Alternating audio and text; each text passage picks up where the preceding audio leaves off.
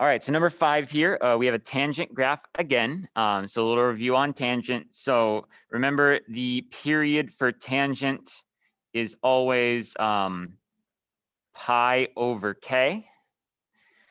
Sine and cosine is 2 pi over k, but tangent is pi over k. All right. I think I mentioned yesterday that we should kind of also write down the half period. That's going to be helpful to us.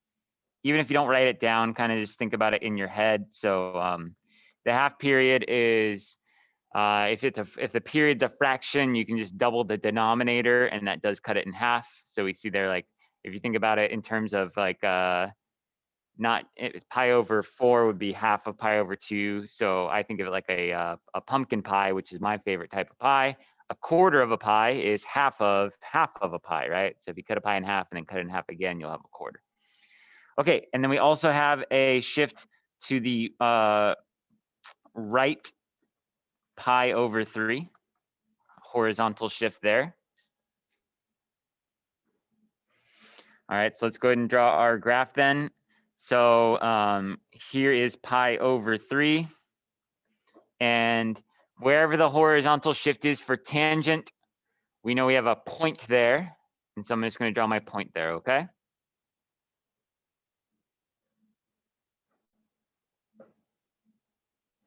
And then from that point, we will have asymptotes on the left and the right.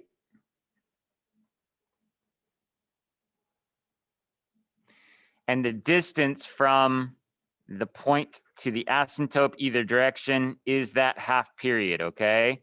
So that's why I wanted that half period, because it shows me where the asymptotes are in relation to the point. So I'm gonna have to add here, because I can't really do this in my head. So if I start at pi over 3 and then I add pi over 4, I need to know what is the x value of the asymptote. So let's do that. Let's do pi over 3 plus pi over 4. Now, of course, we're going to need a common denominator to add those. So we get 4 pi over 3 plus 3 pi, 4 pi over 12, excuse me, plus 3 pi over 12 will give me 7 pi over 12. So that is the x value of that asymptote.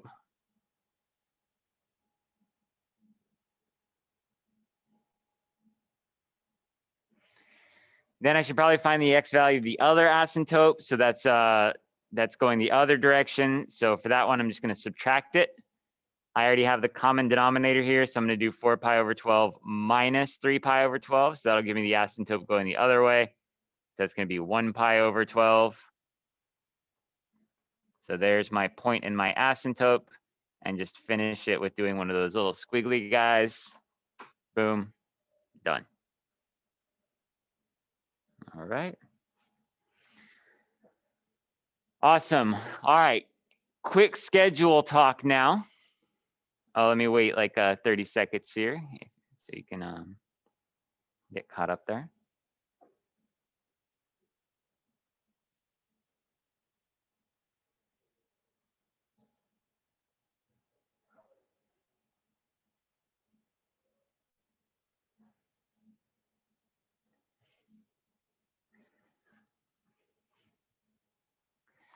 All right, quick schedule talk.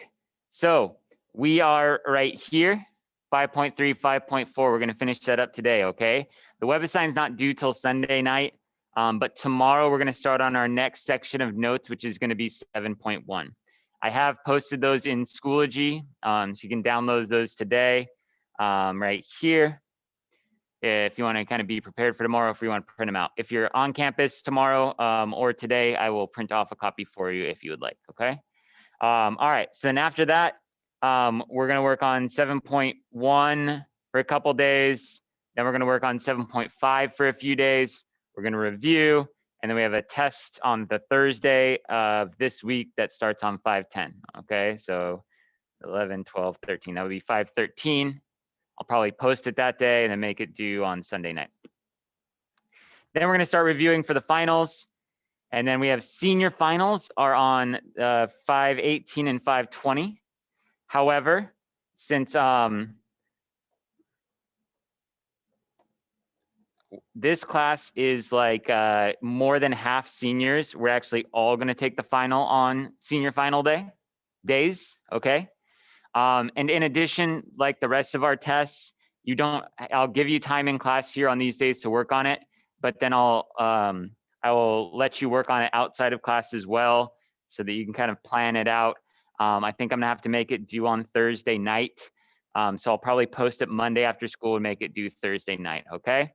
Now I'm also aware that there are some AP tests that seniors are taking on Tuesday and Thursday. And so, you know, if you're out of class on those days, take the AP test. Obviously, I understand. Obviously, that's your priority. AP tests are very important, and I understand that. So you are just going to have to kind of schedule your time. You know, you don't have to complete these during class, but you need to schedule your time outside of class and plan on when you're going to get those done. Okay. So that's kind of the schedule going forward. After we all take the final, obviously the seniors won't be coming to class anymore, so we'll just have juniors. I'm gonna think of something kind of fun or interesting that we can do for the rest of those days. It's really only like 3 days because last week is final schedule week. Usually I do like a little intro to budgets and like personal finance, little quick couple days there. So I think that's what we'll do for the juniors and sophomores who are still around, okay? So that's kind of the plan going forward. Does anybody have any questions on it?